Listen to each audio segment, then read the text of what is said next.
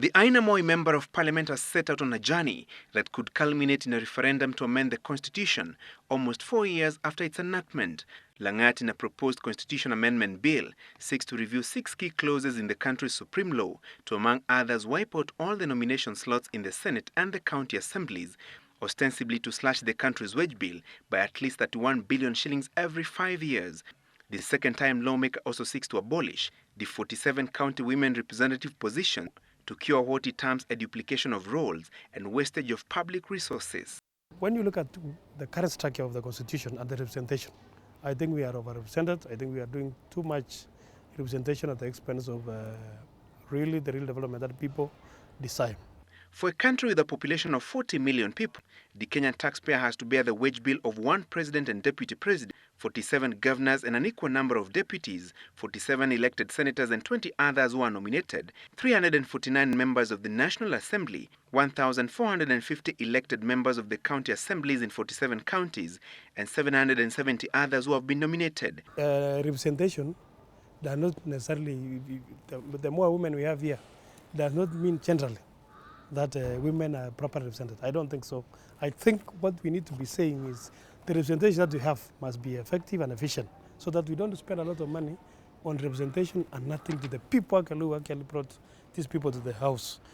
However, a section of the women representatives has opposed Langat's proposal and termed them defeatist, since they would upset other provisions in the Constitution on gender equity. It is also worth noting that the 2/3 gender rule is expected to be attained by the year 2015. Hence, an attempt to change a bit of this Constitution will be a big setback to women of Kenya and the achievements gained so far through our women leaders. In the arguments that inform his amendment bill, Langat, who also chairs the Parliamentary Finance Committee, tabulates that it costs at least 2.5 million shillings to maintain 1 nominated senator per month, a figure that could rise to 3 billion shillings at the end of the term of the 11th Parliament. The cost of maintaining the 47 women representatives, according to his statistics, will hit 7 billion shillings by the end of the current parliamentary term. The minimum wage bill for the 770 nominated members of the county assemblies is likely to reach 21 billion shillings before Kenyans can return to the ballot in 2017, figures that Langat and some lawmakers insist was unsustainable. Many members of the National Assembly are practical, and I think the mood in the country generally, even the Wananchi. I believe the Wananchi are really prepared to do the bold decisions you have to make to be able to save really this plotted wage bill and cost of doing and cost of run government. We are 1 year into the operationalization of the Constitution. We need to see, does it capture the aspirations of Kenyans? Can we handle this wage bill?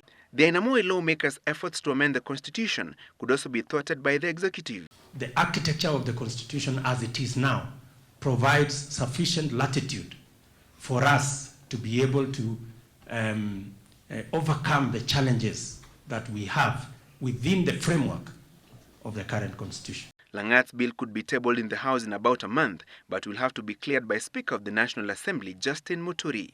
Langat's proposals will require a constitutional referendum because the matters he's touching on are contained in chapters that are protected by the Constitution, that is, representation of the people and devolution. He will have to convince at least 2/3 of his colleagues in the National Assembly, as well as a majority of Kenya's registered voters, for his proposals to sail through at the ballot. Francis Gashuri, Monday Special, Parliament Buildings, Nairobi.